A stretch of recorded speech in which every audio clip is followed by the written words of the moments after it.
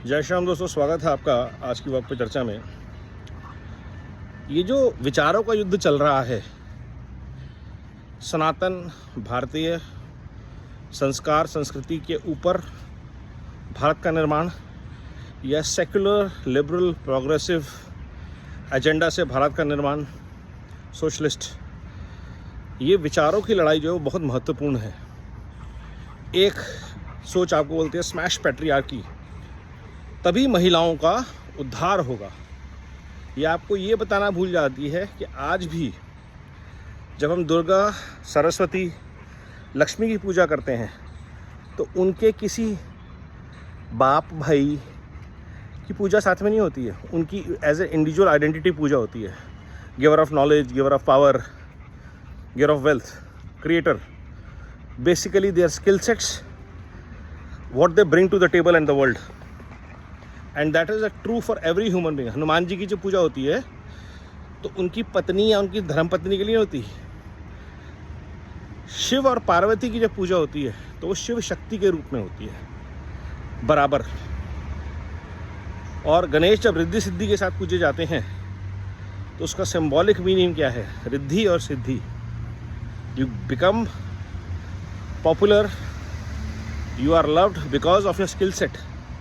और ये बातें आपको कोई लेफ्टिस्ट सेकुलर नहीं बताएगा, क्योंकि ये उनके हिसाब से मनुस्मृति की ब्राह्मणिकल सोच है। जी नहीं, ये भारत के सनातन संस्कार और सनातन संस्कृति की सोच है, जिसके आधार पर भारत पिछले हजारों सालों से एक जीवित राष्ट्र है।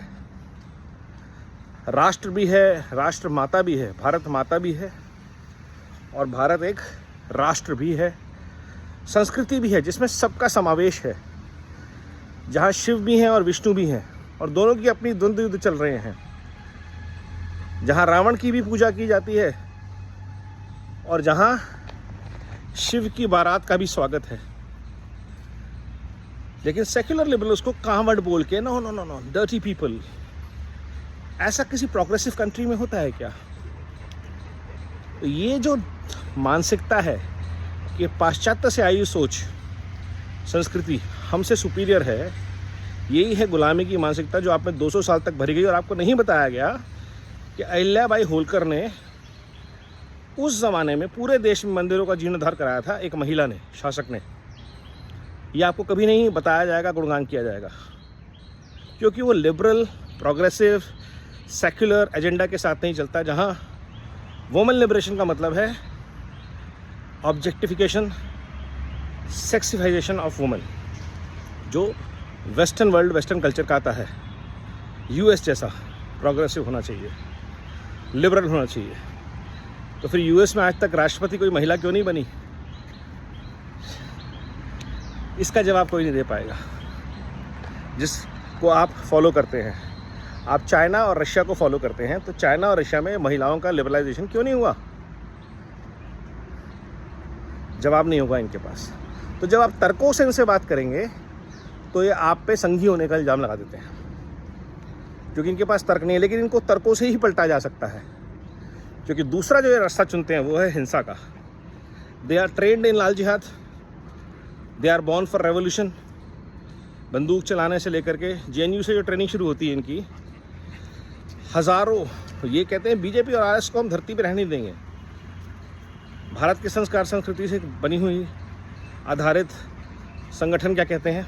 सर्वधर्म समभाव, धर्मनिरपेक्ष नहीं, क्योंकि धर्म के बिना भारत का कोई एग्जिस्टेंस ही नहीं है।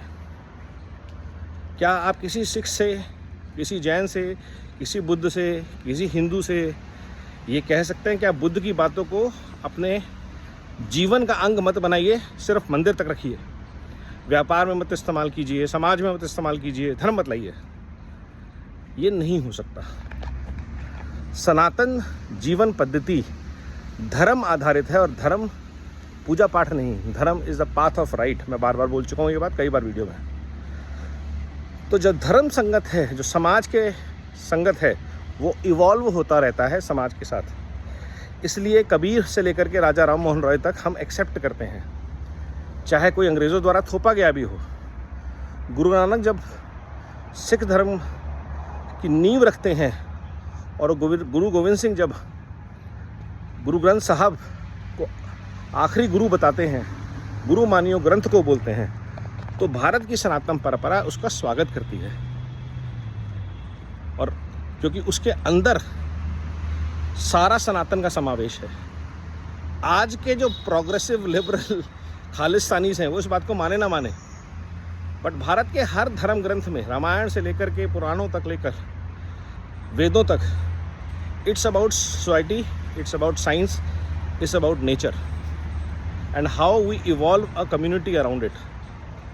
पूजा पद्धति अगर है तो मेडिकल साइंस से रिलेटेड है कि सूर्य नमस्कार क्यों करना है, जल क्यों अभिषेक करना है, और आपने उसको मनुस्मृति बोल के हर चीज़, किसी ने मनुस्मृति नहीं पढ़ी, राहुल गांधी ने तो बिल्कुल नहीं पढ़ी होगी, उसका आप इंग्लिश टेक्स्ट डालते हैं कहीं पे कि this is the original version of Manusmriti. Manusmriti English में लिखी गई थी? किस भाषा में लिखी गई थी? कहाँ पढ़ा आपने? किसने बताया आपको?